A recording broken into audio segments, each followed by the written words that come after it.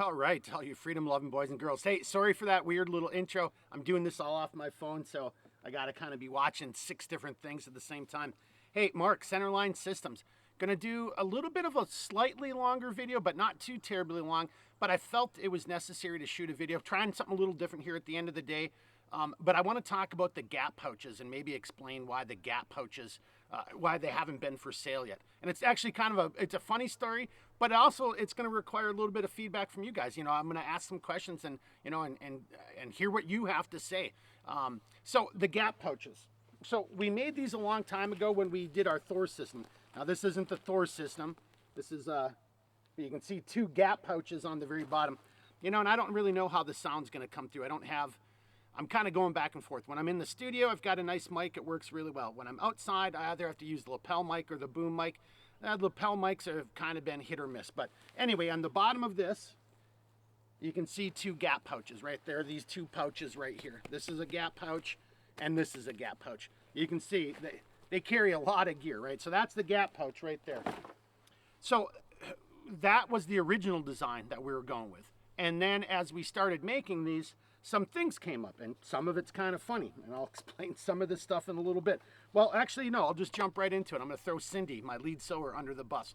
So we were redoing the gap pouches, and we have some multicam Tropic left over, and she really likes that pattern. She's like, well, hey, can I just make a little pouch for me? And I'm like, yeah, go right ahead. You know, knock yourself out, whatever.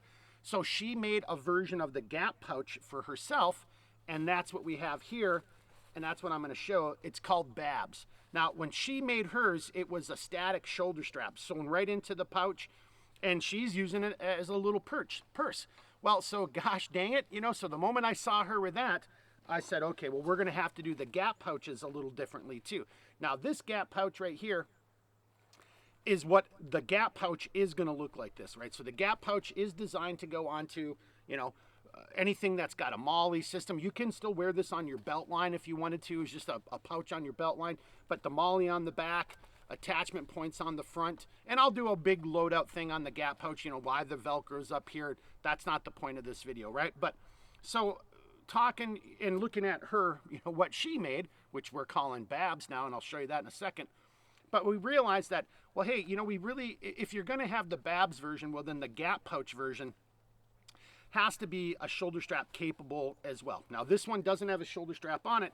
I've got these chasm buckles. So what it's gonna come with, just give me a second, so I just pulled the chasm buckle partially off.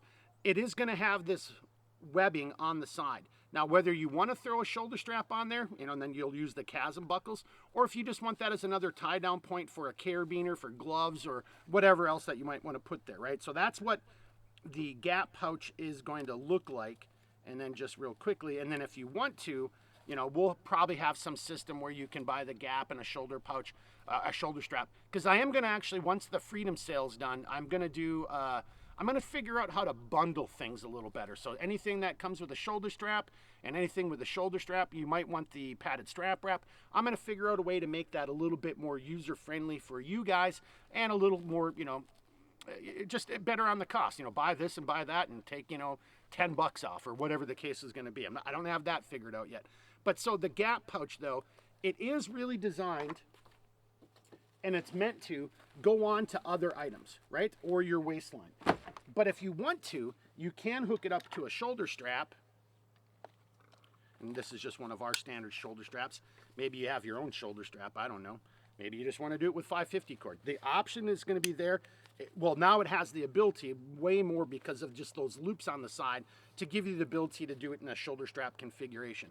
Now, here's why BABs and how this whole thing is kind of, again, I guess I'm giving you a little inside baseball. You know, you got to sit and think it through and then prototype it and then field test it. So, I mean, I love the gap pouches. I still have all the gap pouches that I made for myself way back in the day when we first started making gap pouches.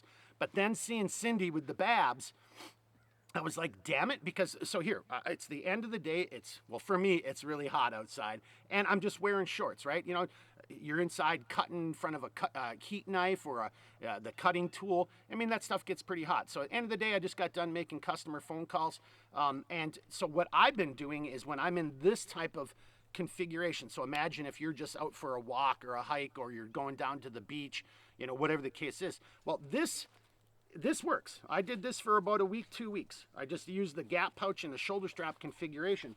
But what I found is that I just really wanted the BABs, right? Because this thing is much more streamlined. And now I've got a bunch of things up front. I'll talk about that in a second. But the BAB has an exterior slip pocket. So when I'm normally doing stuff, my phone goes back there, and that's where I keep my phone. It's against my body, so I'm not worried about losing my phone.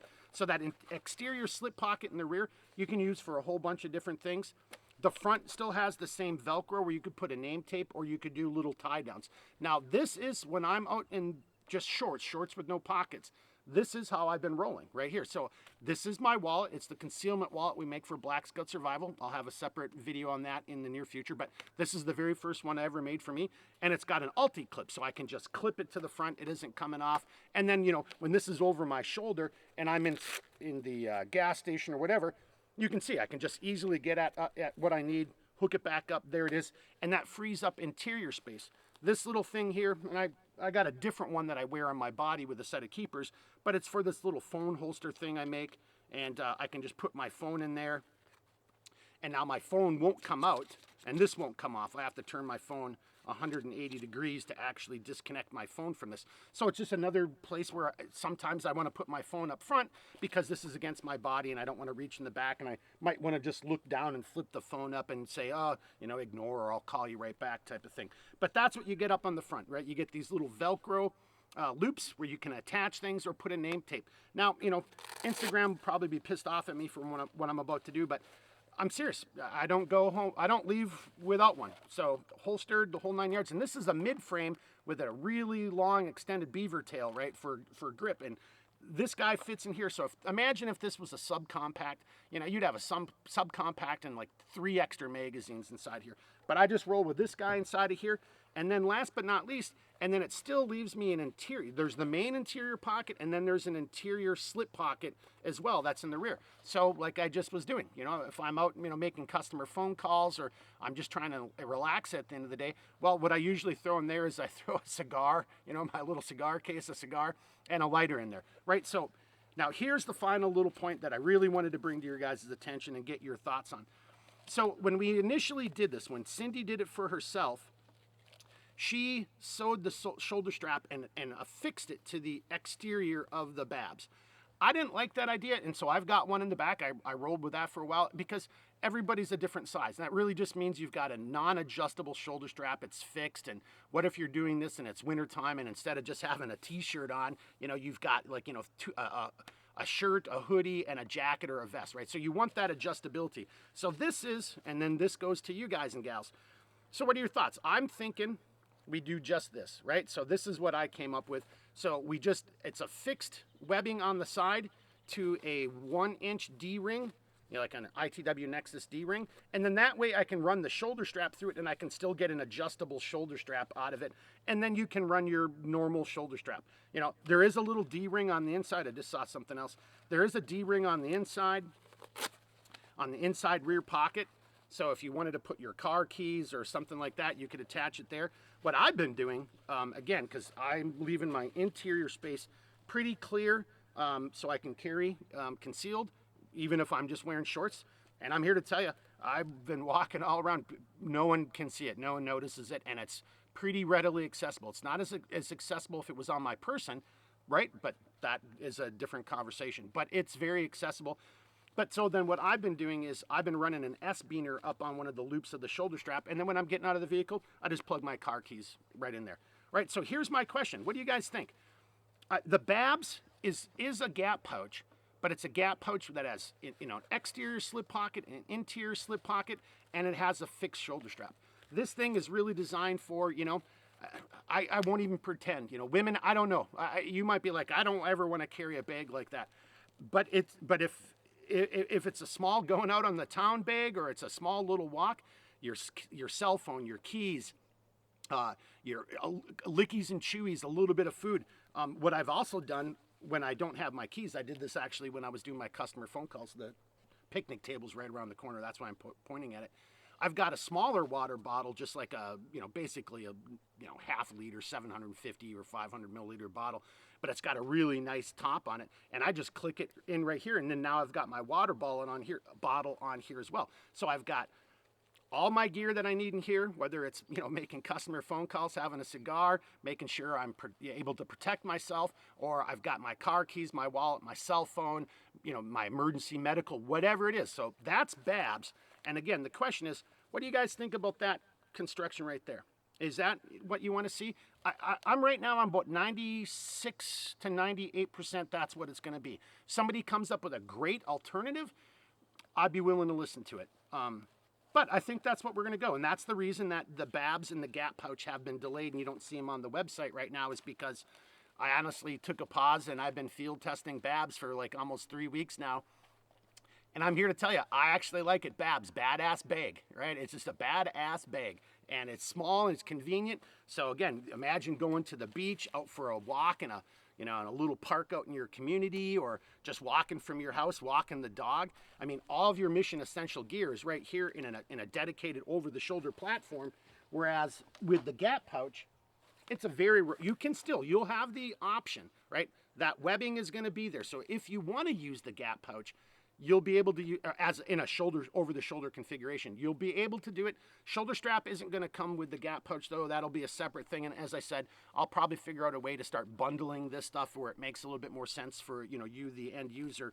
But again, even if you don't have the shoulder strap, if I take this off one more time, you'll have that nice loop of webbing on the side of the gap pouch where you can put a carabiner, gloves, imagine a sunglass case. Well, it's the same in the BABs too, right? A sunglass case, insect repellent, sunscreen, whatever it is. You've got a couple different attachment points where you can attach those things to the outside, thereby freeing up the interior space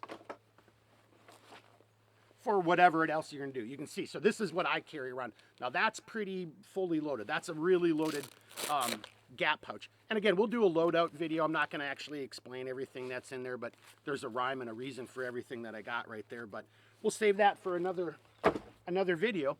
So there it is. Tell me what you think. The BABs. It's going to have a dedicated shoulder strap. The question is, should it be sewn in? And if it is, then it becomes really hard to make an adjustable version. Or is it just the D-ring? And that works really good. So I've been running the D-ring one now for just a little over the week. It's what kind of compelled me to do this. I was just using it while I was making customer phone calls. So, leave me a comment below. Tell me what you think, and we'll go from there. So, because what I'd like to see is, I'd like to have them up on the website by middle of August, right? So we just, tomorrow's August 1st. Today's the 31st of July. So I think I'm going to have to make a final decision and start getting those guys ready no later than the middle of August. So let me know in the comments below. Tell me what you think. Until then, you know the deal. If you got questions or comments, reach out at any time. I'll do the best I can to help you out. Until then, keep thinking, keep moving, never quit. All right, everybody, be good. We'll see you again soon. Woo!